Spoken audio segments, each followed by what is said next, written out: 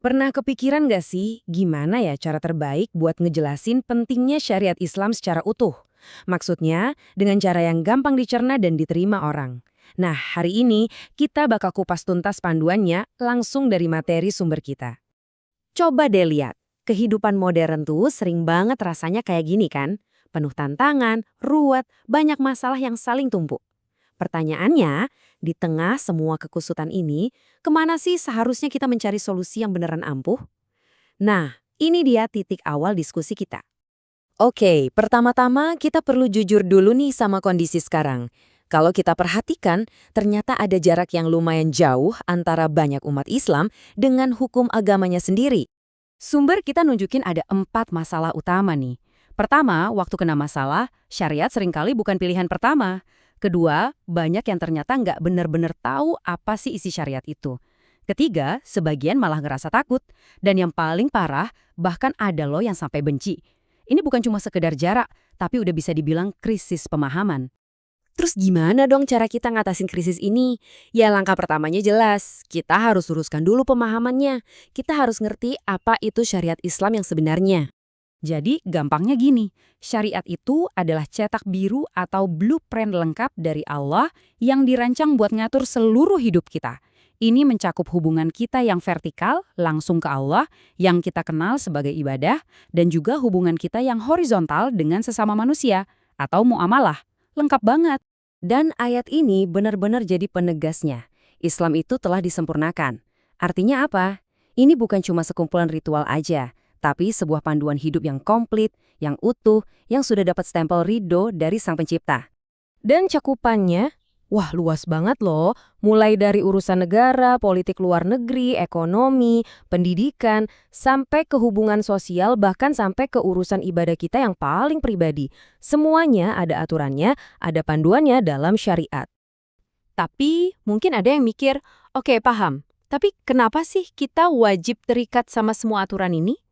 Nah, jawabannya itu ada di hubungan yang sangat erat yang gak bisa dipisahin antara iman dan kepatuhan. Coba deh perhatikan betul-betul ayat ini. Allah sampai bersumpah atas nama dirinya sendiri.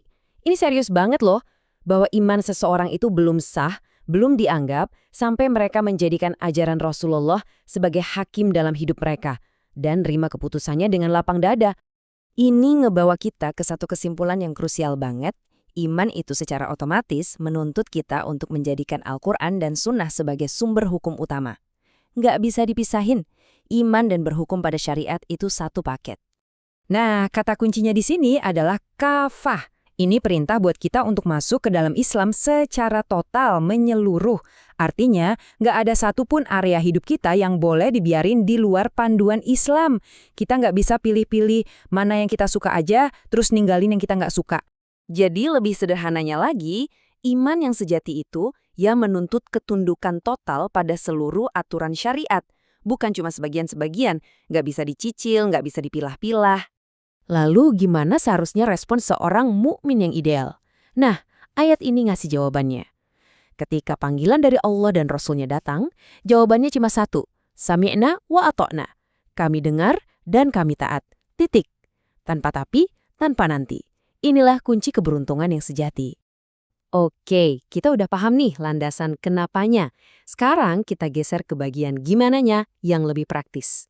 Ini dia panduan buat kita semua, baik sebagai pendidik, orang tua, atau bahkan buat introspeksi diri sendiri dalam mengajarkan prinsip-prinsip ini. Materi kita merangkum ada 6 prinsip pengajaran yang fundamental dan efektif banget. Yuk kita bedah satu persatu, mulai dari yang pertama, yang mungkin jadi pondasi dari semuanya, yaitu kelemah lembutan. Prinsip pertama, lemah lembut.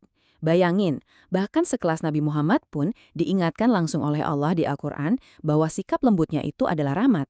Kalau aja beliau itu galak dan hatinya kasar, orang-orang pasti bakal kabur. Ini pelajaran dasar yang super penting, apalagi pas lagi ngajar atau nasihatin orang. Kedua, bangun kedekatan. Hadisnya singkat banget tapi maknanya dalam. Nabi itu berbaur dengan kita. Artinya beliau ndak jaim, nggak bikin jarak.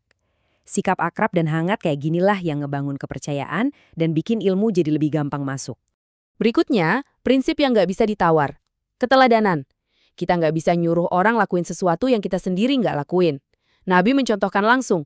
Kebaikan itu harus dimulai dari ring satu, dari keluarga. Jadi, jadilah contoh nyata. Selanjutnya, ajarinya secara bertahap. Hadis tentang sholat, ini contoh yang sempurna. Ada fase pengenalan dan pembiasaan di umur 7 tahun. Baru nanti ada fase penegakan disiplin di umur 10. Materinya, tanggung jawabnya, itu dikasihnya perlahan. Nggak langsung semuanya sekaligus. Dan yang gak kalah penting, sesuaikan materi dengan level pemahaman pendengarnya. Kata-kata bijak dari sahabat Nabi ini ngingetin kita, jangan ngomongin hal yang ketinggian buat audiens kita. Kenapa? Karena bukannya bikin tercerahkan, malah bisa bikin bingung atau salah paham. Jadi, apa sih tujuan akhir dari semua ini? Kenapa ini penting banget? Menurut sumber kita, syariat itu adalah sistem terbaik dari Sang Pencipta untuk ciptaannya. Kalau diterapkan dengan benar, tujuannya adalah untuk menciptakan hidup yang mulia dan sejahtera. Sebaliknya, kalau ditinggalkan, ya akibatnya kesengsaraan. Inilah jalan untuk membangun masyarakat yang imannya kuat dan bertakwa. Nah, sebagai penutup, saya mau tinggalin satu pertanyaan buat kita semua renungkan. Tahu itu satu hal, tapi ngejalaninnya itu hal yang lain kan? Jadi gimana caranya kita masing-masing dalam hidup kita sehari-hari bisa mulai menjembatani jarak antara ilmu dan amal, supaya kita bisa benar-benar terikat pada syariat secara kafah? Pertanyaan ini buat kita bawa pulang dan jadi bahan refleksi. Sampai ketemu di pembahasan berikutnya.